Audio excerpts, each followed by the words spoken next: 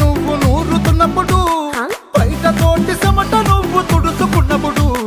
దండాన నీ సొక్కారేస్తున్నప్పుడు నీ ఒంటి వాసన తెగ గుర్తొచ్చినప్పుడు రెండు చేతులెత్తి జుట్టు ముడిసినప్పుడు జండు కత్తుకొని పడుకున్నప్పుడు అలసిపోయి నువ్వు ఆవలించినప్పుడు వచ్చుండై ఫీలింగ్స్